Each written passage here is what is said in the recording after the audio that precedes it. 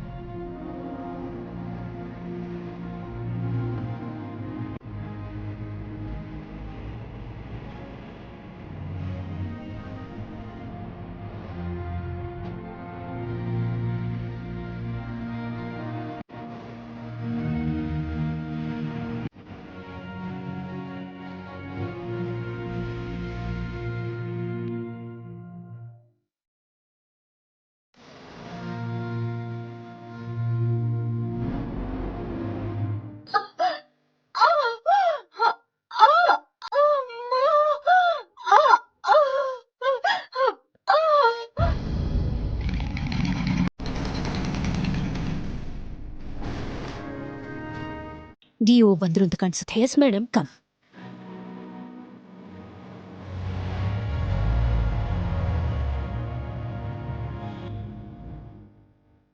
Good morning sir. Good morning.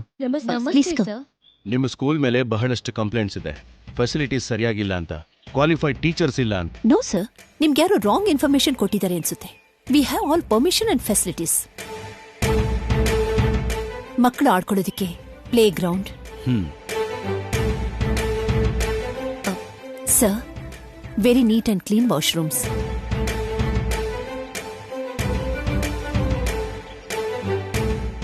We are maintaining complete fire safety precautions. Okay, it's all right. Good morning, sir. Very good morning. Sit down. All of you sit down. Thank you very much, sir. Sir, very well designed classrooms. And also, we have the best teacher and student ratio. One teacher for 16 students. Oh, okay. You get up. 19 sevens, 133. Good. Sir, ಎಲ್ರಿಗೂ abacus training ಕೊಡ್ಸಿದ್ದೀನಿ sir. You can try some bigger number. Oh. 3, 5, 7 digits. 365 multiplied by 78. 28,470, sir. Good. Very good. Teacher certificate file, sir.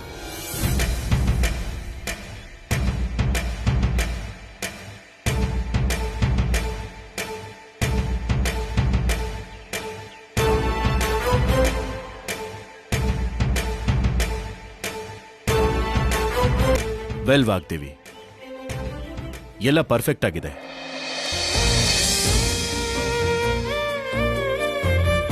ನೀವು ಹೇಳಿದ ಹಾಗೆ ಯಾರೋ wrong information ಕೊಟ್ಟಿದ್ದಾರೆ. Keep it up. Thank you, sir. Thank you so much. You are welcome.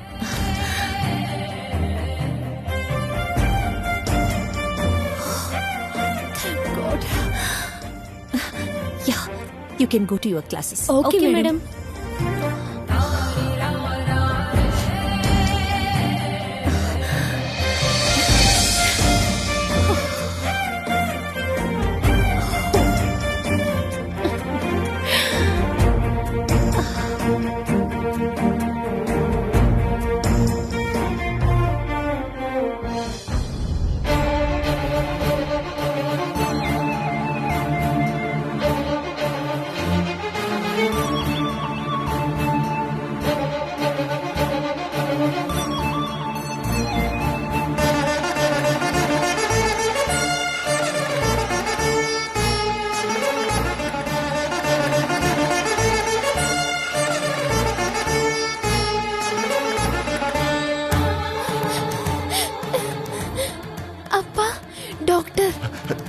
ಡಾಕ್ಟ್ರೆ, ನನ್ನ ಹೆಂಡತಿ ಹೇಗಿದ್ದಾಳೆ? ಗಂಡು ಮಗುನ ಹೆಣ್ಮಗುನ ಹೇಳಿ ಡಾಕ್ಟರ್ಪ್ಪ, ನನ್ನ ಹೆಂಡತಿ ಹೇಗಿದ್ದಾಳೆ? ನೀವು ಹಾಸ್ಪಿಟಲ್ಗೆ ತರೋವಾಗ್ಲೇ ಮಗು ಉಲ್ಟಾ ತಿರುಗಿತ್ತು. ಬೇಗ ಆಪರೇಷನ್ ಮಾಡೋಣ ಅಂದ್ರೆ ಬ್ಲಡ್ ಪ್ರೆಷರ್ ಜಾಸ್ತಿ ಆಗಿತ್ತು. ಕಂಟ್ರೋಲ್ ಮಾಡಕ್ಕೆ ಬಹಳ ಪ್ರಯತ್ನ ಪಟ್ವಿ. 1 ಗಂಟೆ ಮೊದಲೇ ಆಪರೇಷನ್ ಆಗಿದ್ರೆ ತಾಯಿ ಮತ್ತೆ ಮಗುನ ಇಬ್ರನ್ನು ಕಾಪಾಡಬಹುದಾಗಿತ್ತು. ಆದ್ರೆ ನಿಮ್ಗೆ ಓದಕ್ ತಿಳಿದೆ 1 ಇಂಜೆಕ್ಷನ್ ಬದಲು ಇನ್ನೊಂದು ಇಂಜೆಕ್ಷನ್ ತರೋದ್ರಲ್ಲಿ ಬ್ಲಡ್ ಪ್ರೆಷರ್ ಹೆಚ್ಚಾಗಿ ಬ್ಲೀಡಿಂಗ್ ಜಾಸ್ತಿ ಆಗಿತ್ತು.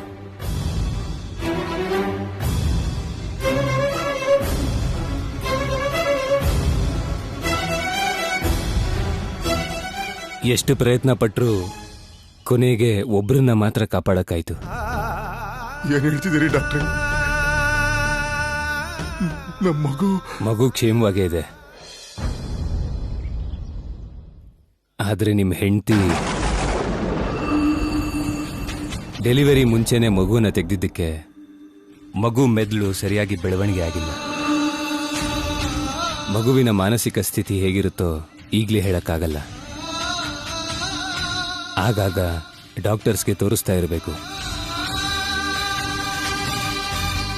ಅಪ್ಪ, ಅಮ್ಮಂಗೇನಾಯ್ತು ಅಪ್ಪ? ಡಾಕ್ಟ್ರು ಏನ್ ಹೇಳಿದ್ರು? ಅಪ್ಪ, ಅಮ್ಮಂಗೇನಾಯ್ತು ಹೇಳು ಅಪ್ಪ. ಅಪ್ಪ, ಅಪ್ಪ. ಡಾಕ್ಟರ್ ಅಂಕಲ್, ನೀವಾದ್ರೂ ಹೇಳಿ ಅಮ್ಮನ್ಗೇನಾಯ್ತು?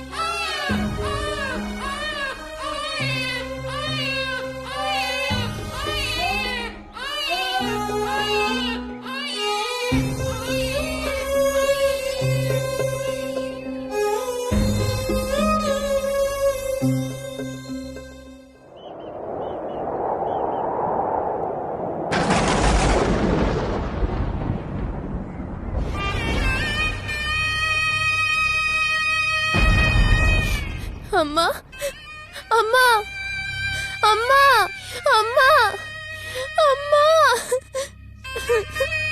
ನಾನಮ್ಮ ಸರಸ್ವತಿ, ನಿನ್ ಸರ್ಸು ಬಂದಿದ್ದೀನಿ.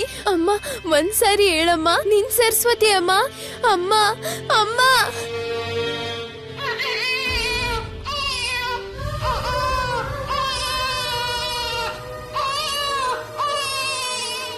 ಡೆಲಿವರಿಗೆ ಮುಂಚೆನೆ ಮಗುನ ತೆಗೆದಿದ್ದಕ್ಕೆ ಮಗು ಮೆದುಳು ಸರಿಯಾಗಿ ಬೆಳವಣಿಗೆ ಆಗಿಲ್ಲ.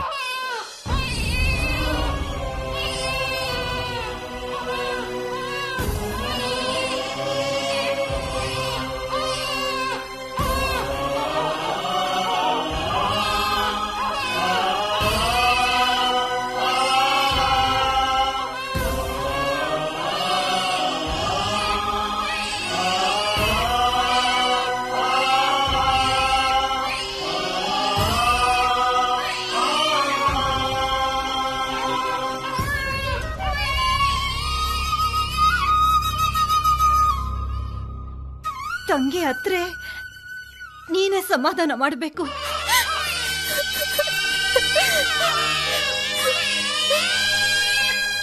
ನೀನೇ ಅಮ್ಮನ ಹಾಗೆ ನೋಡ್ಕೋಬೇಕು. ಉಮಾ, ಹೇಳು ಉಮಾ, ಹೇಳು. ನಮ್ಮ ಮಗು ನೋಡು,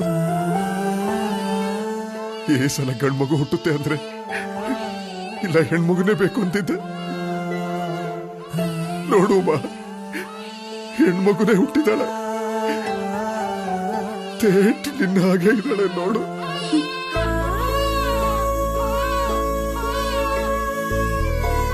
ನಾವೆಲ್ಲ ಏನ್ ಅನ್ಯಾಯ ಮಾಡಿದ್ವಿ ಅಂತ ನಮ್ಮನ್ನೆಲ್ಲ ಅನಾಥರನ್ನಾಗಿ ಮಾಡ್ಬಿಟ್ಟು ಹೋದೆ.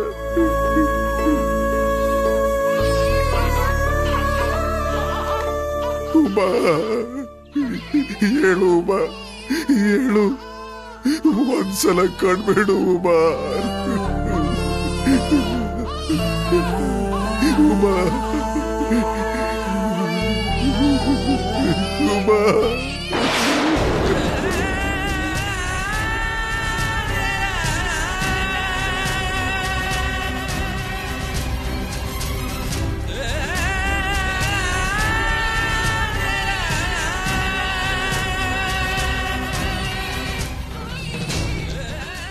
ಅಮ್ಮ, ಅಮ್ಮ.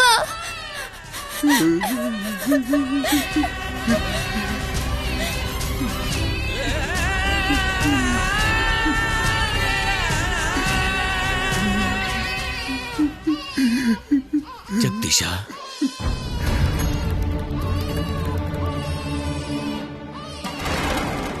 ಯಾಕೆ ಬಂದೆ? ನನ್ನ ಹೆಂಡತಿ ಸತ್ತಿದ್ದನ್ನು ನೋಡೋದಕ್ಕ? ಅದು ಹಾಗಲ್ಲ ಜಗದೀಶ. ಮಾತಾಡ್ಬೇಡ. ನಾನು ಉಮಾ ಸತ್ತಿಲ್ಲ, ನೀನೇ ಸಾಯಿಸ್ಬಿಟ್ಟೆ.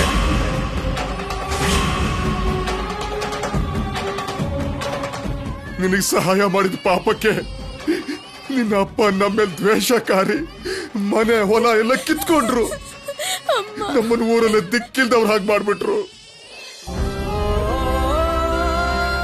ಆದ್ರೂ ಒಂದಿನೂ ಪಶ್ಚಾತ್ತಾಪ ಪಡ್ಲಿಲ್ಲ. ಸಹಾಯ ಮಾಡಿದ್ ನನ್ನ ಸ್ನೇಹಿತಂಗ್ ತಾನೆ, ಅವ್ರು ಖುಷಿಯಾಗಿದ್ರೆ ಸಾಕು, ನಾವೆಷ್ಟೇ ಕಷ್ಟಪಟ್ರು ಪರವಾಗಿಲ್ಲ ಅನ್ಕೊಂಡ್ವಿ. ಆದ್ರೆ ನನ್ನ ಹೆಂಡತಿ ಸಾವು ಬದುಕಿನ ಸ್ಥಿತಿಲಿರುವಾಗ ಓದಿರೋರ್ ಪಕ್ಕದಲ್ಲಿರ್ಬೇಕು ಅಂತ ನಿನ್ನ ಬೇಡ್ಕೊಂಡ್ರೆ ಅದನ್ನು ಮಾಡ್ಲಿಲ್ಲ. ಇವತ್ತು ನಿನ್ನ ಹೆಂಡತಿ ಪಕ್ಕದಲ್ಲಿ ಇದ್ದಿದ್ರೆ ನನ್ನ ಹೆಂಡತಿ ಪ್ರಾಣ ಉಳಿತಿತ್ತು. ಎಲ್ಲಿ ನಿನ್ನ ಹೆಂಡತಿ? ಅಲ್ಲಿ ಇನ್ನೂ ಬರ್ಲಿಲ್ಲ ಅಲ್ವಾ? ಯಾಕೆ ಬರ್ಲಿಲ್ಲ? ಜಾಸ್ತಿ ಓದ್ಕೊಂಡಿದ್ದಾಳೆ, ದೊಡ್ಡ ಮನುಷ್ಯಳು ಅನ್ಕೊಂಡ್ರೆ ಒಬ್ಬ ಮನುಷ್ಯನ ಪ್ರಾಣ ಕಾಪಾಡೋದಕ್ಕೆ ಸಹಾಯ ಮಾಡಕ್ ಬಾರ್ದೇ ಇರೋ ವಿದ್ಯೆ ಯಾಕೆ ಬೇಕು ಹೇಳೋ ಅರ್ಣಪ್ಪ? ಇಲ್ಲಿಂದ ಹೋಗು, ಹೊರಟೋಗು. ನೀವು ಮಾಡಿರೋ ಸಹಾಯ ನಮಗ್ ಸಾಕು. ನಿಮ್ಗಲ್ಲಿ ಎಷ್ಟು ಮುಖ್ಯವಾಗಿರೋ ಕೆಲಸ ಇದೆಯೋ ಏನೋ. ಹೊರಟೋಗು, ಹೊರಟೋಗು ಅರ್ಣಪ್ಪ. ಜಗದೀಶ, ನನ್ ಪಾಲಿಗಿರೋ ಒಬ್ಬನೇ ಆಪ್ತ ಸ್ನೇಹಿತ ನೀನೆ. ಬೇಡ ಬೇಡ, ನಾನು ಯಾರಿಗೂ ಏನೂ ಅಲ್ಲ, ನನಗೆ ಯಾರೂ ಇಲ್ಲ. ಈ ಜನ್ಮದಲ್ಲಿ ಯಾವತ್ತೂ ನಿನ್ ಮುಖ ತೋರಿಸ್ಬೇಡ. ಹೋಗೋ. ಪಾಪ ನನ್ನ ಹೆಂಡತಿ ಪುಣ್ಯ ಇದು. ಇದನ್ನೆಲ್ಲ ನೋಡೋದಕ್ಕೆ ಇವಳಿನ್ನೂ ಉಳ್ಕೊಂಡಿಲ್ಲ. ಇಲ್ದಿದ್ರೆ ಇಂಥ ಸ್ವಾರ್ಥಿ ಮನುಷ್ಯಗೆ ಸಹಾಯ ಮಾಡೋದಕ್ಕೆ ಯಾವತ್ತೂ ಎದೆ ಹೊಡೆದು ಸಾಯ್ತಿದ್ಲು. ನೀನು, ನಿನ್ನ ಹೆಂಡತಿ, ನಿನ್ನ ಅಪ್ಪ ಎಲ್ಲರೂ ಸೇರಿ ನನ್ನ ಹೆಂಡತಿ ಪ್ರಾಣನ ತೆಗೆದು ಬಿಟ್ರೆ, ನಮ್ಮನ್ನು ಅನಾಥರಾಗಿ ಮಾಡ್ಬಿಟ್ರೆ. ಈ ಆಸ್ಪತ್ರೆಯಲ್ಲಿ ಎಲ್ಲ ಏನ್ ಮಾತಾಡ್ತಾರೋ ಗೊತ್ತಾಗ್ತಿಲ್ಲ. ಏನೇನೋ ಕಾಗದ ಪತ್ರ ಔಷಧಿ ಅಂತಾರೆ. ನನಗೆ ಓದಕ್ ಬರದೆ ಒಂದ್ ಔಷಧಿ ಬದಲು ಇನ್ನೊಂದು ಔಷಧಿ ತಗೊಂಡು ಬಂದು ನಾನು ಉಮಾ ಆಪರೇಷನ್ಗೆ ತಡ ಆಗಿ ಪ್ರಾಣನೇ ಬಿಡೋ ಹಾಗಾಯ್ತು. ನಮ್ಮನ್ನೆಲ್ಲ ಅನಾಥನಾಗಿ ಬಿಟ್ಟು ಹೊರಟೆ ಹೋಗ್ಬಿಟ್ಲು.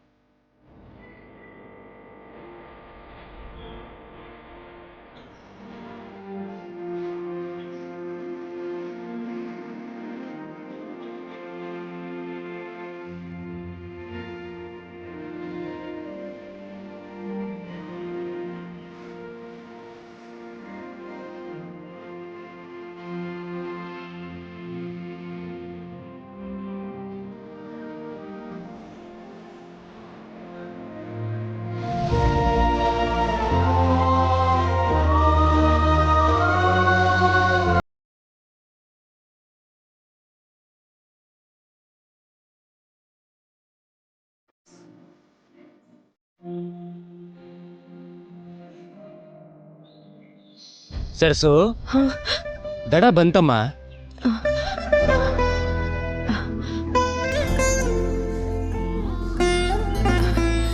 ಬರ್ತೀನಣ್ಣ. ಆಯ್ತಮ್ಮ.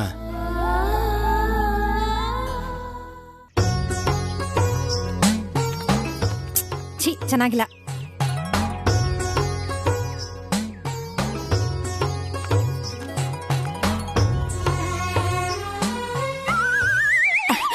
ಈ ಡ್ರೆಸ್ ತುಂಬಾ ಚೆನ್ನಾಗಿದೆ.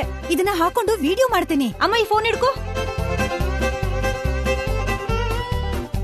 ನನ್ ಕಡೆ ತಿರುಗಿಸಮ್ಮ. ವಿಡಿಯೋ ಅಮ್ಮ.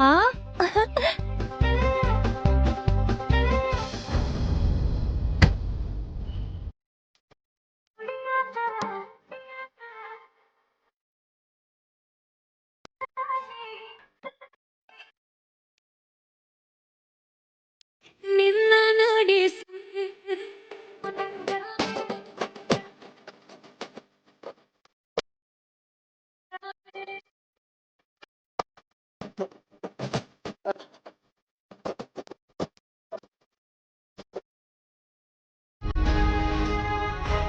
ಅಮ್ಮ, ಹೇಗ್ ಮಾಡ್ದೆ? ಬಾಳ ಚೆನ್ನಾಗ್ ಮಾಡ್ದೆ ನನ್ ಬಂಗಾರ. ನೋಡಯ್ಯ ಈರೇಶ, ನನ್ ಮಗ್ಳನ್ ನೋಡ್ದ್ಯಲ್ಲ, ಇಂತ ಬಟ್ಟೆ ಹಾಕೊಂಡ್ರೆ ಹೀರೋಯಿನ್ ತರ ಮಿಂಚ್ಬೇಕವಳು. ಅಂತ ಬಟ್ಟೆ ಇದ್ರೆ ತೋರ್ಸು. ಹಾಗೆ ಇಲ್ಲಿ ನೋಡಿ, ಹೊಸ್ದಾಗ್ ಬಂದಿರೋ ಡಿಸೈನ್ ಇದು. ಇದೆಲ್ಲ ಹಳೆ ಮಾಡೆಲ್ಸು. ಬಸಣ್ಣಿ ಬಾ ಹಾಡಲ್ಲಿ ತಾನ್ಯ ಹಾಕೋತಾಳಲ್ಲ, ಅಂತದಿದ್ರೆ ತೋರ್ಸು. ಅಯ್ಯೋ ದೇವ್ರೆ, ಈ ಊರಲ್ಲಿ ಹೆಣ್ಮಕ್ಳು ಅಂತ ಬಟ್ಟೆನೂ ಹಾಕೊಂತಾರ? ಈ ಊರಿನ ಹುಡುಗಿರ್ ವಿಷಯ ನನಗ್ ಗೊತ್ತಿಲ್ಲ, ಆದ್ರೆ ನಾನ್ ಮಾತ್ರ ಹಾಕೋತೀನಿ. ಯಾಕೆ? ಸಿನಿಮಾ ಹೀರೋಯಿನ್ಗಿಂತ ನನಗೇನ್ ಕಮ್ಮಿ? ಹೌದು, ನನ್ ಮಗ್ಳಿಗೇನ್ ಕಡಿಮೆ? ಅವಳು ಕೇಳೋ ಬಟ್ಟೆನೆ ತೋರ್ಸು. ಆಗ್ಲಮ್ಮ. ಏಯ್, ಯಾವಾಗ್ಲೂ ಇಸ್ಪಿಟ್ ಆಡ್ತೀಯಲ್ಲೋ, ಈ ಬಟ್ಟೆ ನೋಡು, ನಿನ್ಗೂ ಯಾವ್ದಾದ್ರು ಆಗ್ಬೋದೇನೋ? ಇಂತ ಬಟ್ಟೆ ತೋರ್ಸ್ಕೊಂಡು ಬಟ್ಟೆ ಕೊಡಿಸ್ತೀನಿ ಅಂತಿಲ್ಲಮ್ಮ. ಜೀನ್ಸ್ ಟೀ ಶರ್ಟ್ ಇದ್ರೆ ತೋರ್ಸಕ್ ಹೇಳು. ಹೊಸ ಬಟ್ಟೆ ತಗೊಂಡ್ರೆ ಜೋಕರ್ ತರ ಇರ್ಬಾರ್ದು, ಕಿಂಗ್ ತರ ಕಾಣಿಸ್ಬೇಕು.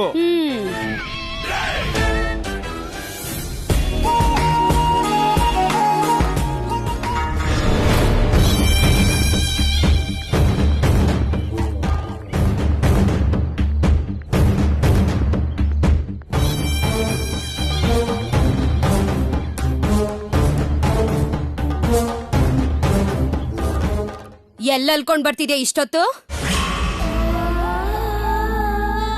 ಈಶ್ವರ್ ಪ್ರಸಾದ್ ಐನೋರು ಪಟ್ನಕ್ ಹೊರಟಿದ್ರು.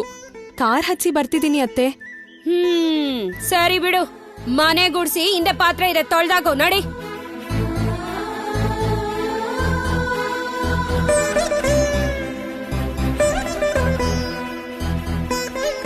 ಅತ್ತೆ, ಚಿನ್ನಿ ಬಟ್ಟೆ ಎಲ್ಲ ಹಳೇದಾಗಿ ಹರಿದೋಗೋ ತರ ಆಗಿದೆ. ಒಂದೆರಡು ಜೊತೆ ತೆಗೆಸ್ಕೊಟ್ರೆ. ಮನೇಲಿ ಒಂದ್ ಮೂಲೆಲ್ ಬಿತ್ಕೊಂಡಿರ್ತಾಳೆ, ಅವಳಿಗೆ ಯಾಕೆ ಹೊಸ ಬಟ್ಟೆ? ಪ್ರಭಾ ಹಾಕ್ಬಿಟ್ಟಿರೋ ಬಟ್ಟೆಗಳಿದ್ಯಲ್ಲ, ಅದನ್ನ ಟೈಲರ್ ಹತ್ರ ತಗೊಂಡೋಗಿ ಚಿಕ್ಕದ್ ಮಾಡಿಸ್ಕೊ ಹೋಗು. ಹೋಗೆ.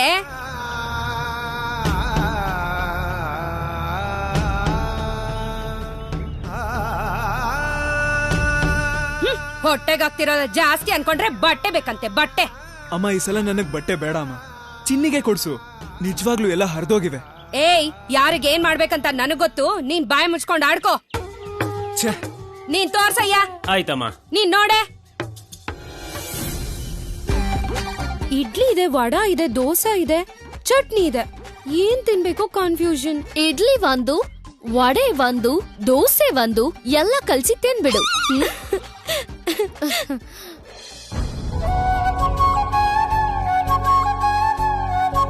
ಇವತ್ತು 2 ಕಿಲೋಮೀಟರ್ಸ್. ಓಕೆ ಅಮ್ಮ, ನಾವಿವತ್ತು 2 ಕಿಲೋಮೀಟರ್ಸ್ ವಾಕಿಂಗ್ ಹೋಗ್ತಿದೀವಿ. Okay okay okay okay, come on fast.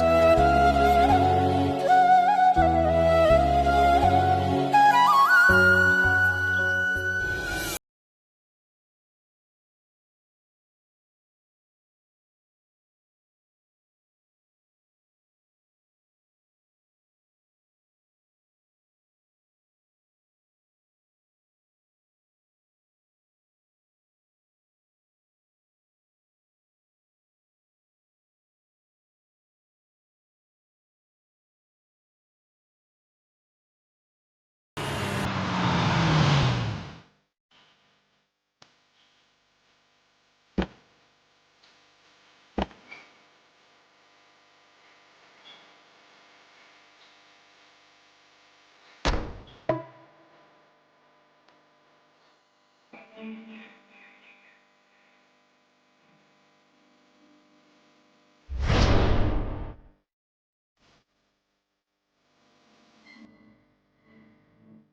ಪಡ್ಕೊಂಡು ಹೋಗ್ಬೇಕು ಅನ್ಕೊಂಡಿದ್ದೆ, ಆದ್ರೆ ಏನು ಸಾಧಿಸ್ತಿ ಅಂತ ನನ್ನನ್ನು ಚಾಲೆಂಜ್ ಮಾಡಿದ್ರಿ ನೋಡಿ, ಅದನ್ನು ಸಾಧಿಸಿ ತೋರ್ಸೋದಕ್ಕೆ ನಾನು ಹೋಗ್ತಾ ಇದ್ದೀನಿ. ನಾನು ತಗೊಂಡಿರೋ ಈ ನಿರ್ಧಾರ ನಿಮಗೆ ಸರಿ ಅಂತ ಅನ್ಸಿದ್ರೆ ನನ್ನ ಜೊತೆ ಬನ್ನಿ.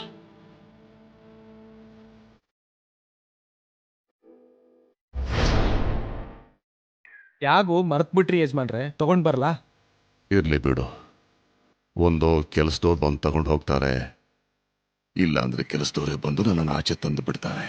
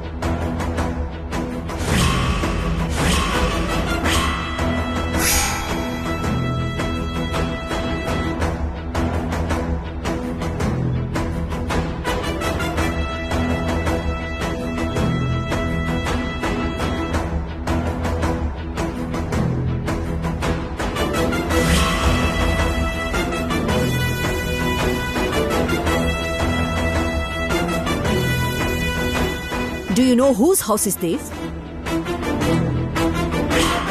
Who allowed you? How dare you? ದೊಡ್ಡಮ್ಮ, ಯಾರಿದು? ನಿನ್ ತಾತನಪ್ಪ. ಓ, ಊರ್ ಬಿಟ್ಟು ಬಂದ್ಬಿಟ್ಟಿದೀವಲ್ಲ, ನಿಮಗೆ ಇಂಗ್ಲಿಷ್ ಬರಲ್ಲ ಅನ್ನೋದನ್ನ ನಾನು ಮರ್ತು ಬಿಟ್ಟಿದ್ದೀನಿ. ಹೇಳಿ, ಯಾರ್ ನೀವು?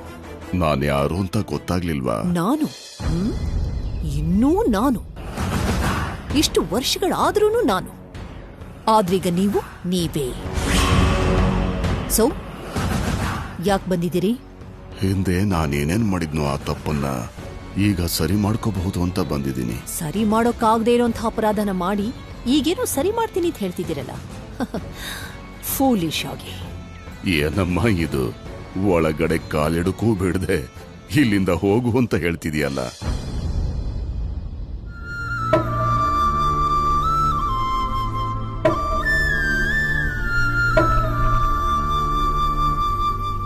ಆಗೇನೋ ಆವೇಶದಲ್ಲಿ ತಪ್ಪು ಮಾಡಿದೆ. ಈಗೇನೋ ಕಷ್ಟದಲ್ಲಿರ್ಬೇಕು ಅನ್ಸುತ್ತೆ. ಇಲ್ಲ, ನನಗೆ ನನ್ನ ಕುಟುಂಬ ಬೇಕು ಅನ್ಸಿ ಬಂದಿದ್ದೀನಿ. ನನ್ನ ಫ್ಯಾಮಿಲಿಗೆ ಯಾರೋ ಅದರ್ ಪರ್ಸನ್ನ ಅಲೋ ಮಾಡೋ ಅಭ್ಯಾಸ ನನಗಿಲ್ಲ. ಕೋಪ, ತಾಪ, ದ್ವೇಷ, ಅಹಂಕಾರ ಎಲ್ಲ ಅಲ್ಲೇ ಬಿಟ್ಟು ಬಂದಿದ್ದೀನಮ್ಮ. ನೀನು ನಮ್ಮೂರು ಬೇಡ ಅಂತ ಅಂದ್ಮೇಲೆ ನೀವು ನಮಗ್ ಬೇಡ ಅನ್ಕೊಂಡಿದ್ದೆ.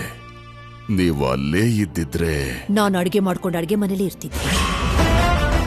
ನಿಮಗೆ, ನಿಮ್ಮ ಮಗನಿಗೆ, ನಿಮ್ಮ ಮನೆಗೆ ಬಂದು ಹೋಗೋ ಬಂಧು ಮಿತ್ರರು, ನಿಮ್ಮ ಕುಟುಂಬದವ್ರಿಗೆ ಅಡಿಗೆ ಮಾಡ್ತಾ ಬಡಿಸ್ತಾ ಬಾಗ್ಲಿ ಹಿಂದೆ ಸೆರಗಲಿ ನನ್ನ ಮುಖನ ಮುಚ್ಚಿಕೊಂಡು ಆ ಬಾಗ್ಲಿ ಹಿಂದೆ ನನ್ನ ಭವಿಷ್ಯನ ಸಮಾಧಿ ಕಟ್ಕೋಬೇಕಾಗಿತ್ತು. ನಾನಲ್ಲೇ ಇದ್ದಿದ್ರೆ ನಡೀತಾ ಇದ್ದಿದ್ದು ಅಷ್ಟೇನೆ. ಹೊರಗಡೆ ಬಂದ್ರೆ ನಡೆಯೋದು ಇದು ಅಂತ ತೋರ್ಸೋದಕ್ಕೆ ಈಗ ನಾನಿರೋ ಈ ಪೊಸಿಷನ್ನೇ ಸಾಕ್ಷಿ.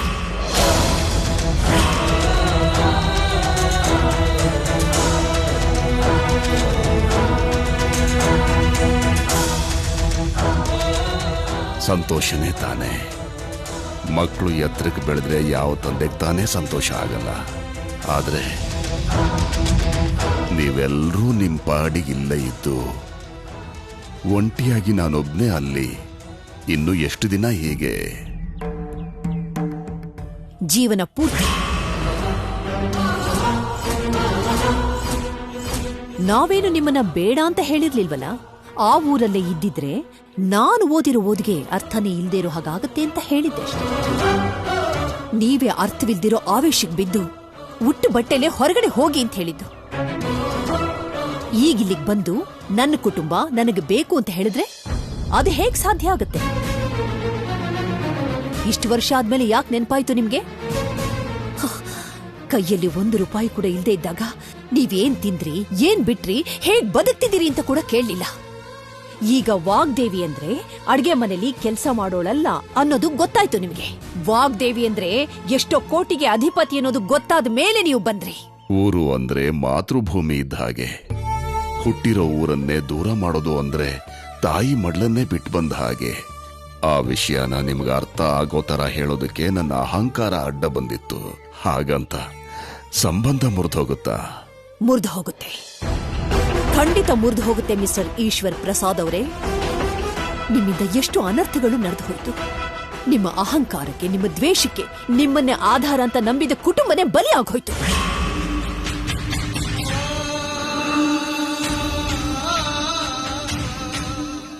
ಆ ಎಫೆಕ್ಟ್ ನನ್ನ ದಾಂಪತ್ಯದ ಮೇಲೂ ಆಯ್ತು.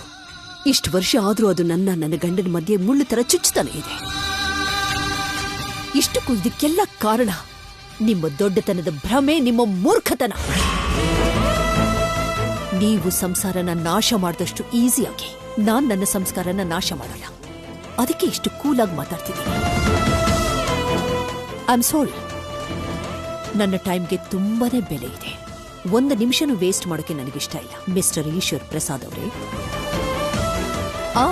ಹೌದು, ಹೆತ್ತ ತಾಯಿ ಆಗಿರೋ ನಿಮ್ಮ ಊರ್ನ, ನಿಮ್ಮ ಹುಟ್ಟೂರ್ನ ನೀವು ಬಿಟ್ಟು ಬಂದಿದ್ ಯಾಕೆ ಅಂತ ಗೊತ್ತಾಗಿಲ್ಲ.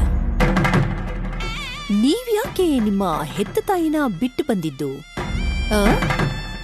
ನನಗಿದು ಅರ್ಥನೇ ಆಗಿಲ್ಲ. ಪ್ಲೀಸ್ ಹೋಗಿ, ಪ್ಲೀಸ್ ಹೊರಡಿ ಮಿಸ್ಟರ್ ಈಶ್ವರ್ ಪ್ರಸಾದ್ ಅವರೇ, ಹೊರಡಿ.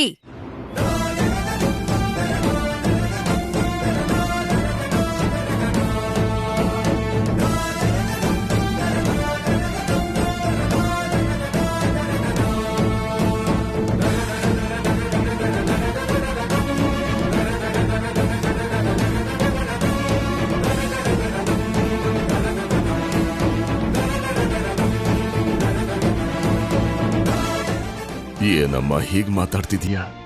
ಮಾವ ಅನ್ನೋ ಗೌರವನೂ ಕೊಡದೆ ಹೀಗೆ ಹೊರಗೋಗು ಅಂತಿದೀಯಾ?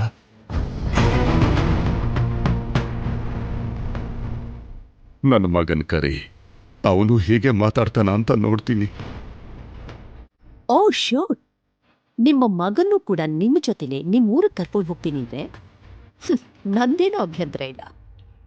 ನಿಮ್ ಹಿಂದೆನೆ ನಿಂತಿದ್ದಾರೆ, ಕೇಳ್ ನೋಡಿ.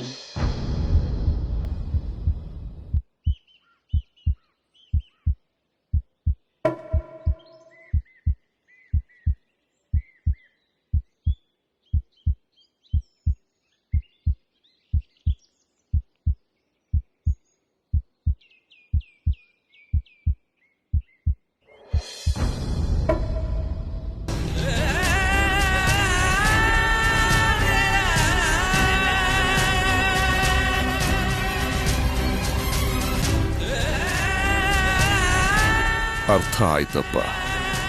ಆ ದಿನ ಅವನು ಮನೆ ದಾಟೋ ಹಾಗೆ ಮಾಡಿದೆ.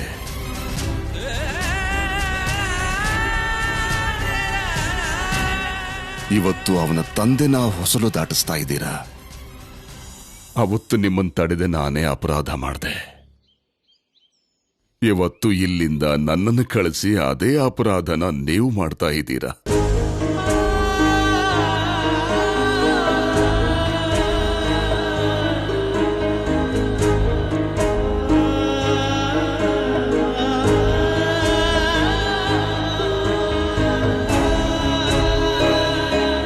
ಇವತ್ತು ನಿಮ್ಮ ಹತ್ರ ದುಡ್ಡಿದೆ, ಅದನ್ ಬಿಟ್ರೆ ಇನ್ಯಾರೂ ಬೇಕಾಗಿಲ್ಲ. ಆದ್ರೆ ದುಡ್ಡೇ ಮುಖ್ಯ ಅಲ್ಲ. ಆತ್ಮೀಯತನೇ ಮುಖ್ಯ ಅನ್ನೋ ದಿನ ಕೂಡ ತಪ್ಪದೆ ಬರುತ್ತೆ.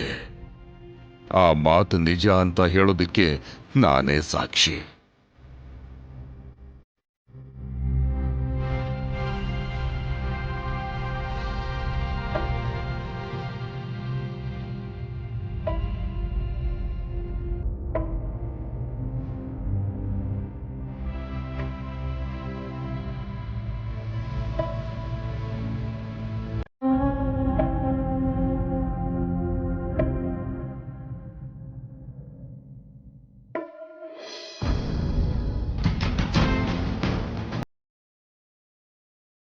ಯಾರು ಗ್ರ್ಯಾಂಡ್ ಪಾ ಅವರು?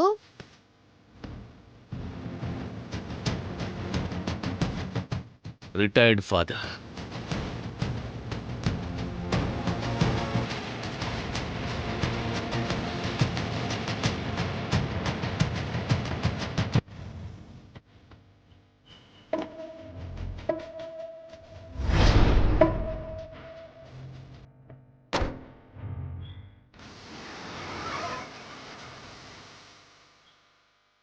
ಏಕದಂತ ಅವರೇ. Yes ma'am. ಸೆಕ್ಯೂರಿಟಿನ ಬದಲಾಯಿಸಿ. 2 months ಸ್ಯಾಲರಿನ ಅವ್ರ ಮುಖದ ಮೇಲೆ ಬಿಸಾಕಿ. ಬಂದವ್ರನ್ನೆಲ್ಲ ಈ ರೀತಿ ಮನೆ ಒಳಗಡೆ ಅಲೋ ಮಾಡೋದು ಬೇಡ ಅಂತ ಹೊಸ ಸೆಕ್ಯೂರಿಟಿಗೆ ಸ್ಟ್ರಿಕ್ಟ್ ಆಗಿ ವಾರ್ನ್ ಮಾಡಿ. ಸರಿ ಮೇಡಮ್.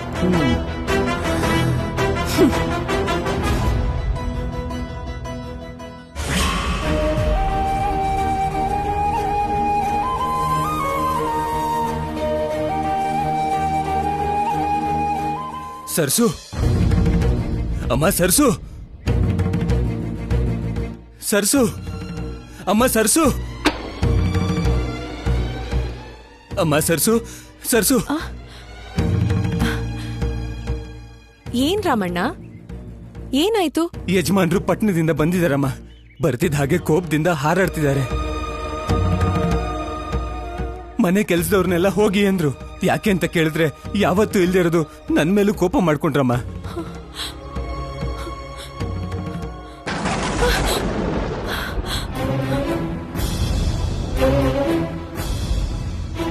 ಪಟ್ನದಲ್ಲಿ ಏನಾಯ್ತೋ ಏನೋ, ಯಜಮಾನ್ರ ಅಷ್ಟು ಕೋಪದಲ್ಲಿರೋದನ್ನ ನಾನು ಯಾವತ್ತೂ ನೋಡಿಲ್ಲಮ್ಮ. ಕೋಣೆಗೆ ಹೋಗಿ ಬಾಗ್ಲು ಹಾಕೊಂಡಿದಾರಮ್ಮ. ಏನಾದ್ರೂ ಮಾಡ್ಕೊಂಡ್ಬಿಟ್ರೆ ಅಂತ ಭಯ ಆಗ್ತಿದ್ಯಮ್ಮ. ಈಗ ಯಜಮಾನ್ರ ಹತ್ರ ನೀನೇ ಮಾತಾಡ್ಬೇಕಮ್ಮ. ಈಗ ಅವ್ರನ್ನ ನೀನೇ ತಡಿಬೇಕಮ್ಮ. ಬೇಗ ಹೋಗಮ್ಮ.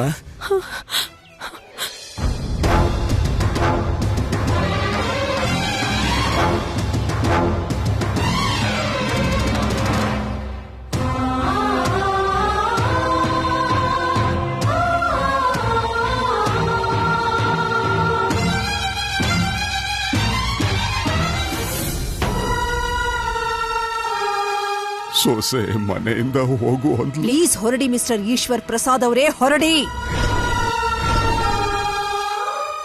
ಮಗ ಕನಿಷ್ಠ ಪಕ್ಷ ಹೇಗಿದೆಯಾ ಅಂತನೂ ಕೇಳಲಿಲ್ಲ. ನಮ್ಮವರಿಗೆ, ನಮ್ಮ ಮಕ್ಕಳಿಗೆ ನೀನು ಯಾರೋ ಅನ್ನೋದೇ ಗೊತ್ತಿಲ್ಲ. ಇನ್ನು ನೀನು ಯಾರಿಗೋಸ್ಕರ ಬದುಕಬೇಕು, ಇನ್ನು ಏನಿದೆ ಅಂತ ಬದುಕಬೇಕು. ಇನ್ನು ಈ ವಯಸ್ಸಿನಲ್ಲಿ ಈ ನರಕ ಅನುಭವಿಸ್ತಾ ಬದುಕೋದು ಯಾಕೆ?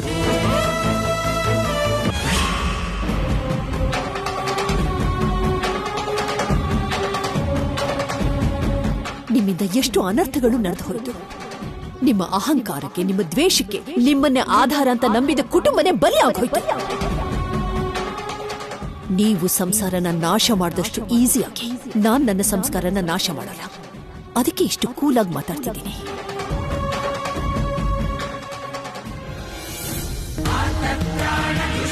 ಭಗವಂತ, ನಾನ್ ಮಾಡಿರೋ ಪಾಪಕ್ಕೆ ಈಗ ದಿಕ್ಕು ದೆಸೆ ಇಲ್ಲದೆ ಬದುಕೋ ಅಂತ ದೊಡ್ಡ ಶಿಕ್ಷೆನೆ ಕೊಟ್ಬಿಟ್ಟೆ. ಆದ್ರೆ ಈ ವಯಸ್ಸಿನಲ್ಲಿ ಅಷ್ಟು ದೊಡ್ಡ ಶಿಕ್ಷೆ ಅನುಭವಿಸೋ ಶಕ್ತಿ ನನಗಿಲ್ಲ. ಅದಕ್ಕೆ ಈ ಶಿಕ್ಷೆಯಿಂದ ನನಗೆ ನಾನೇ ಮುಕ್ತಿ ಕೊಟ್ಕೋತೀನಿ.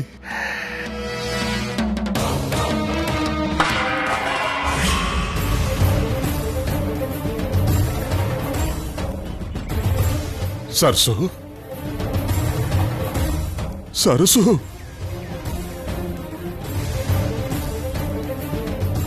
ಸರಸು, ಏನಿದು ಕೆಳಗಳಿ? ಏನಿದು ಹುಚ್ಚಾಟ? ಏನಾಗಿದೆ ನಿನಗೆ? ಇದ್ ಬಿಟ್ರೆ ಬೇರೆ ದಾರಿ ಇಲ್ಲ ದೊಡ್ಡಯ್ಯ. ಬದುಕೋದ್ ಕಷ್ಟ ಆಗಿದೆ ಅಂದ್ರೆ ಸಾವೇ ದಿಕ್ಕು. ಸರಸು, ಏನದು ಹುಚ್ಚುಚ್ಚು ಮಾತು? ಇದ್ ಹುಚ್ಚ ಮಾತಲ್ಲ ದೊಡ್ಡಯ್ಯ. ಇದೆಲ್ಲ ನೀನ್ ಹೇಳಿದ ಮಾತ್ಗಳೇ. ಆ ಮಾತ್ ಕೇಳಿ ನನ್ಗೆ ತುಂಬಾ ಬೇಜಾರಾಯ್ತು ದೊಡ್ಡಯ್ಯ. ನೀನ್ ಹೇಳೋದ್ ಕೇಳಿ ಇಂಥ ಆಲೋಚನೆ ನನಗೆ ಯಾಕೆ ಬಂದಿಲ್ಲ ಅಂತ ನನ್ಗೆ ನಾಚಿಕೆ ಆಗ್ತಿದೆ ದೊಡ್ಡಯ್ಯ. ನಿನ್ ಹಾಗೆ ನಾನು ಆ ದೇವ್ರು ಕೊಡೋ ಕಷ್ಟಕ್ಕೆ ದಾರಿ ಹುಡುಕ್ತಾ ಇದ್ದೆ ದೊಡ್ಡಯ್ಯ. ತಪ್ಪೇನು? ಸ್ವಲ್ಪ ಸಹಾಯ ಮಾಡು ದೊಡ್ಡಯ್ಯ. ನಾನು ನೇಣ್ ಹಾಕೊಳ್ತೀನಿ, ನೀನ್ ಬಂದೂಕಲ್ ಗುಂಡ್ ಹೊಡ್ಕೋ. ಇಬ್ರು ಒಂದೇ ಸಾರಿ ಕಷ್ಟದಿಂದ ಹೊರಗಡೆ ಬರಬಹುದು. ಹುಚ್ಚ ನಿನಗೆ? ನನ್ನ ಬದುಕಿನ ಜೊತೆ ನಿನ್ನ ಬದುಕನ್ನು ಹೋಲಿಸ್ತೀಯ? ಏನ್ ವಯಸ್ಸಾಗಿದೆ ನಿನಗೆ? ಇನ್ನು ಎಷ್ಟು ಜೀವನ ನೋಡ್ಬೇಕು? ಅದೇ ನನ್ಗೂ ಭಯ ದೊಡ್ಡಯ್ಯ. ಎಷ್ಟೋ ಜೀವನ ನೋಡಿರೋ ನೀವೇ ಹೀಗ್ ಒಂದಿನದ್ ನೋವ್ ತಡಿಯೋಕಾಗ್ದೆ ಸತ್ ಹೋಗ್ಬೇಕು ಅನ್ಕೊಂಡ್ರೆ ನನ್ಗೆ ಇನ್ನು ಎಷ್ಟೊಂದ್ ಬದುಕೋದಿದೆ. ನಾನ್ ಮಾತ್ರ ಕಷ್ಟ ಪಡ್ತಾ ಬದುಕ್ಬೇಕಾ? ನಿನ್ಗಿಂತಾನು ಹೆಚ್ಚು ಸಾಯೋ ಹಕ್ಕು ಅಗತ್ಯ ನನ್ಗೆ ಇದೆಯಲ್ಲ ದೊಡ್ಡಯ್ಯ. ಇಷ್ಟಕ್ಕೂ ನನ್ ಕಷ್ಟಕ್ ಹೋಲ್ಸಿದ್ರೆ ನಿನ್ ಕಷ್ಟ ಎಷ್ಟ್ ಹೇಳು ದೊಡ್ಡಯ್ಯ. ಚಿಕ್ಕವಳಿದ್ದಾಗ್ಲೇ ಅಮ್ಮ ಹೋದ್ಲು, ಅಪ್ಪನೂ ದೂರ ಹೋಗ್ಬಿಟ್ರು. ಅಷ್ಟ್ ಚಿಕ್ಕ ವಯಸ್ಸಲ್ಲೇ ತಂಗಿನ ಕೈಯಲ್ಲೆತ್ಕೊಂಡು ಒಂಟಿಯಾಗಿರ್ಬೇಕಾಯ್ತು ದೊಡ್ಡಯ್ಯ. ನಾನು ತಂಗಿನ ನೋಡ್ಕೊಳಕ್ಕಾಗ್ದೆ, ತಂಗಿ ಅತ್ತಾಗ್ ತಡ್ಕೊಳಕ್ಕಾಗ್ದೆ. ನಾನು ಕಷ್ಟ ಆದಾಗ ಪ್ರತಿ ಸಲ ಸಾಯ್ಬೇಕು ಅನ್ಕೊಂಡಿದ್ರೆ ಇಷ್ಟೊತ್ತಿಗೆ 1000 ಸಲ ಸಾಯ್ತಿದ್ದೆ. ಇಲ್ ನೋಡು, ಈ ಕಳೆ ಔಷಧಿ ಕುಡ್ದು, ಈ ಸೀಮೆ ಎಣ್ಣೆ ಸುರ್ಕೊಂಡು, ಇಲ್ ನೋಡು ಈ ಕತ್ತಿಲಿ ಕತ್ತರಿಸ್ಕೊಂಡು ಸತ್ತು ಹೋಗ್ಬೇಕಾಗಿತ್ತು. ಆದ್ರೆ ನಂಗೆ ಯಾವತ್ತೂ ಆತರ ಯೋಚನೆ ಬರ್ಲಿಲ್ಲ ದೊಡ್ಡಯ್ಯ. ಎಷ್ಟೇ ನೋವಾದ್ರೂ ಧೈರ್ಯ ತಗೊಂಡು ಎತ್ ನಿಲ್ತಿದ್ದೆ. ಇಲ್ದಿದ್ರೆ ಆ ನೋವನ್ನೆಲ್ಲ ನನ್ನೊಳಗಡೆ ಮುಚ್ಚಿಟ್ಕೊಂಡು ಸಹಿಸ್ಕೊಳ್ತಿದ್ದೆ. ಅಭ್ಯಾಸ ಆಗೋಯ್ತು ದೊಡ್ಡಯ್ಯ. ಬದುಕೋದು ಸಹಿಸೋದು ಎಲ್ಲ ತಂಗಿಗೋಸ್ಕರನೇ. ಇಷ್ಟಕ್ಕೂ ನಮ್ಗೋಸ್ಕರ ನಮ್ಮೋರು ಅನ್ನೋರು ಇದಾರೆ ಅಂತ ಗೊತ್ತಿದ್ಮೇಲೂ ಸಾಯ್ಬೇಕು ಅನ್ನೋ ಆಲೋಚನೆ ಯಾಕೆ ಬರ್ಬೇಕು ದೊಡ್ಡಯ್ಯ? ಈಗ ನೋಡು, ನನ್ನವರು ಅನ್ಸ್ಕೊಂಡವ್ರೆ ಈಗ ಬೇಡ ಅಂದಾಯ್ತಲ್ಲಮ್ಮ. ಇನ್ನು ಯಾರಿಗೋಸ್ಕರ ಬದುಕೋದು? ಹಾಗಂತ ಸಾಯೋದು ಅನ್ಕೊಂಡ್ಯಾ? ಕೋಪ ಬರೋಕ್ ಎಷ್ಟ್ ಹೊತ್ತು, ಹೋಗಕ್ ಎಷ್ಟ್ ಹೊತ್ತು ದೊಡ್ಡಯ್ಯ? ಆಗ ನಿಂಗ್ ಕೋಪ ಬಂದು ಹೊರಟೋಗಿ ಅಂತ ಹೇಳ್ದೆ. ಈಗ ನಿನ್ ಸೊಸೆಗ್ ನಿನ್ ಮೇಲ್ ಕೋಪ ಬಂದು ಹೊರಟೋಗು ಅಂತ ಹೇಳ್ಬಿಟ್ರು. ನಿಮ್ ಕೋಪ ಕಡಿಮೆ ಆಗಿ ಅವ್ರೆಲ್ರ ಹತ್ರ ಈಗ ನೀವೇ ಹೋಗಿದ್ರಿ ಅಲ್ವಾ? ಹಾಗೇನೆ ಅವರು ಕೂಡ ನಿನ್ಗೋಸ್ಕರ ಒಂದಿನ ಬಂದೇ ಬರ್ತಾರೆ. ಕಾಯ್ಲೇಬೇಕು ದೊಡ್ಡಯ್ಯ. ಆದ್ರೂ ಈಗ ಮಾತ್ರ ನಿಂಗ್ ಯಾರೂ ಇಲ್ಲ, ಒಂಟಿ ಆಗಿದ್ದೀನಿ ಅನ್ನೋ ಆಲೋಚನೆ.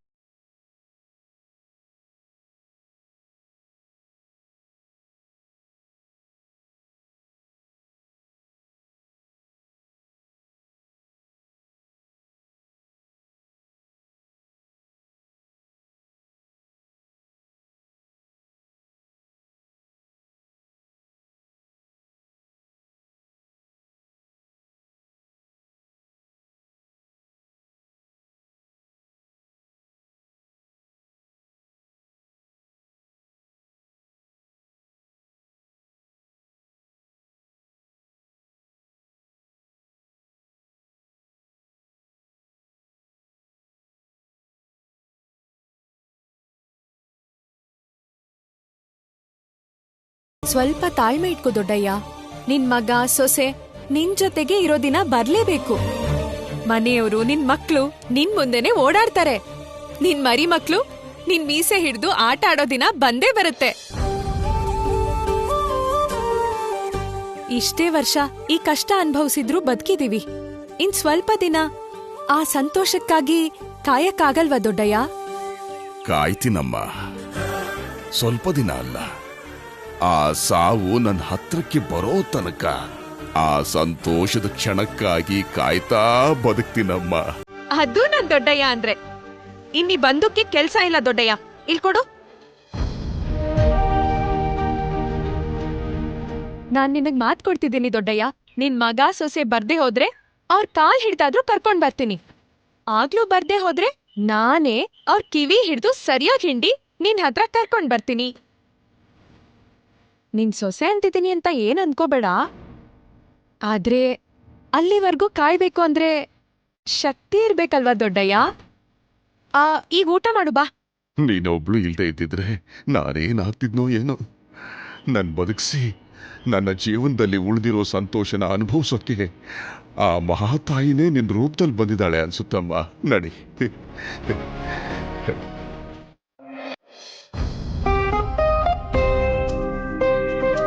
ಲಕ್ಷ್ಮಿ, ಲಕ್ಷ್ಮಿ, ಅಯ್ಯೋ ಏನ್ ಮಾಡೋದೀಗ? ಬರೋ ಟೈಮ್ ಆಗೋಯ್ತಲ್ಲ. ಏನು ಮೌರೆ? ಅಡ್ಗೆ ಕೆಲ್ಸ ಮುಗೀತಾ? ಮಸಾಲ ರೆಡಿ ಮಾಡಿದ್ರಾ? ಅದೇ ಕೆಲಸದಲ್ಲಿದ್ದೀವಿ ಅಮ್ಮವ್ರೆ. ಬೇಗ ಬೇಗ ಕೆಲ್ಸ ಮಾಡಿ. ಅವನ್ ಬರೋ ಟೈಮ್ ಆಯ್ತು. ಇಷ್ಟು ದಿನ ಅವನೇನ್ ತಿಂದಿದಾನೋ ಏನೋ. ಎಲ್ಲ ರುಚಿಯಾಗಿರ್ಬೇಕು. ಆಯ್ತು ಅಮ್ಮ. ಹೋಗಿ ಹೋಗಿ.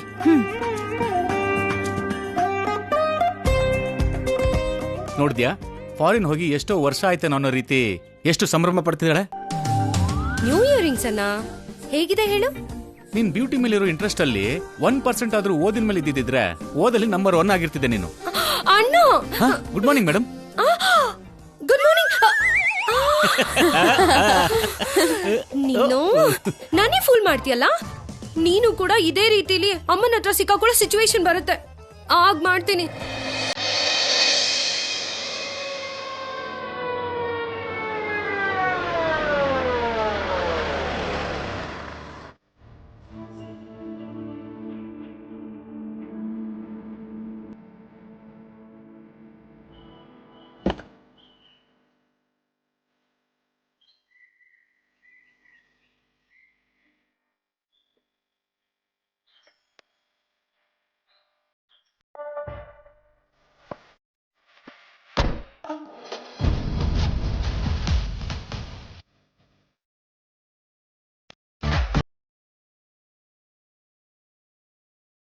ಯಾರ್ರೀ ನೀವು?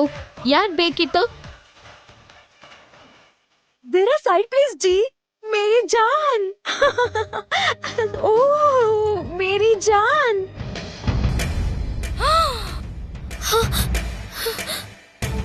मेरा दिल का धड़कन, कितना दिन हो गया निन्न नोड़ी। कैसे हो? ಏಯ್, ಯಾರ್ ನೀನು? ಅಯ್ಯೋ ಅಲ್ಲ, ನಿಮ್ದಕ್ಕೆ ಮನ್ಸು ನಮ್ದಕ್ಕೆ ಮನ್ಸ್ಗೆ ಗುರ್ತಿಗೆ ಹಿಡಿಲಿಲ್ವಾ? ನಮ್ದು ಶಾದಿಗೆ ಮಾಡ್ಕೊಂಡು 3 ಮಕ್ಕಳನ್ನ ಕೈ ಕೊಟ್ಟು ಬಿಟ್ಟು ಬಂದ್ಬಿಡ್ತೀರಾ? मैंने क्या गलत किया? नंदू के मेले दिन प्रीति होಯ್ತಾ?